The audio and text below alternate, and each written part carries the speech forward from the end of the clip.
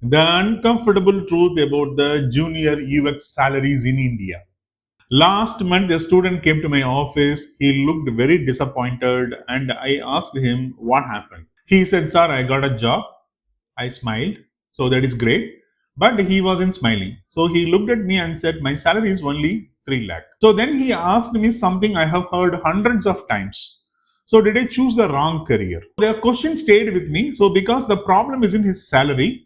So the problem is nobody talks honestly about the junior UX salaries. Social media shows you the highest package. Institutes advertise the biggest success story, but almost nobody tells you what most freshers actually earn. Today, let's talk about the reality. So, not Instagram, not marketing, just the market. Why everyone has the wrong expectations. So, let me ask you something. If one student gets 12 lakh and another 100 students get 3 lakh, so which one do you think ends up on Instagram? Exactly. So, we naturally see the exception, not the average. So, that is how unrealistic expectations are created. So when students see those posts every day, they start believing that maybe 8 to 10 lakh is normal. So it isn't.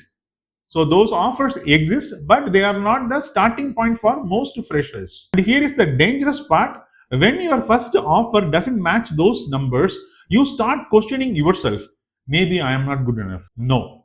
So you are comparing your beginning with someone else's highlight. So let's compare two students. So imagine two students, both graduate this month, both attended the similar training, both have the similar technical skills. One joins a service company in Chennai, the other joins a funded startup in Bangalore. So will they earn the same? Probably not. Why? Because companies don't pay based only on your skills. They also pay based on their business model, hiring budget, and the city they are in. So, from what I have consistently observed across Chennai placements and discussions with the hiring managers, many freshers in Chennai begin around 2.4 to 3 LPA. So, mid sized product companies often fall around 3 to 4.8 LPA. So, while well funded startups can go much higher, 6 to 8 LPA, but those roles are far more competitive.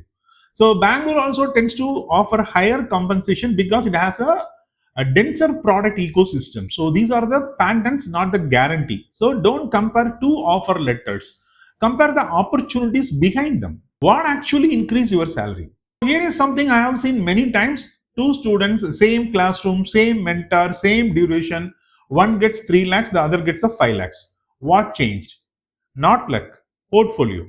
So let me explain. So imagine you are hiring a chef. So one chef shows you the beautiful photos of food. The other chef explained, I increased customer orders by redesigning the menu. So who would you hire? Exactly. So companies don't pay for the beautiful screens, they pay for the people who solves a problem.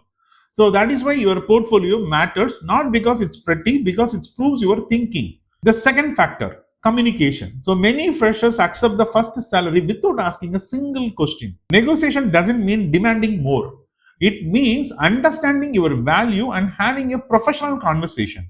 Sometimes that alone makes a difference. Here is the truth nobody wants to say. So now I want you to remember one sentence. Your first salary is not your market value. It is simply the amount one company is willing to pay a beginner. So those are two completely different things. So I have seen students start around 3 lakh, 3 years later, they are earning 3 or 4 times that.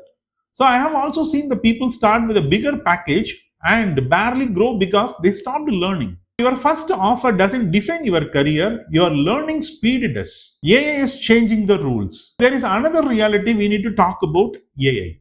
So many students ask me, will AI reduce the salaries? I don't think that's the right question. The real question is, who will companies continue hiring? So AI can generate the interfaces, it can suggest the wireframes, it can help with the research, but it still needs someone to understand users, make business decisions, prioritize the features, and collaborate with the teams. So companies aren't just looking for designers anymore. So they are looking for the designers who can solve business problems with the AI as part of their workflow. So that is where the future is heading. My advice to every fresher. So if you are choosing UX because someone promised you 10 lakh, don't.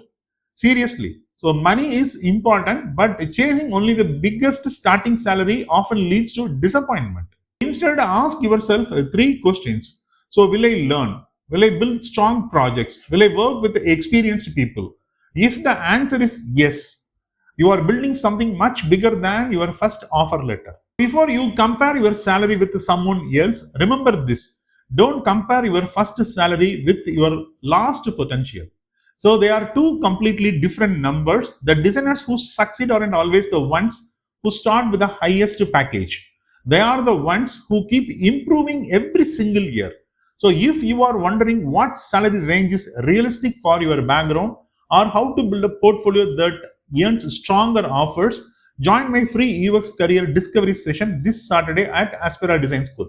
So we will talk about real portfolios, real hiring expectations, and real career decisions without inflated promises. So, and I had love to hear from you. So, what salary were you expecting before watching this video? So, write it in the comments. So, let's have a honest conversation. Hi, I am Rambal. I will see you in the next video. Until then, bye bye.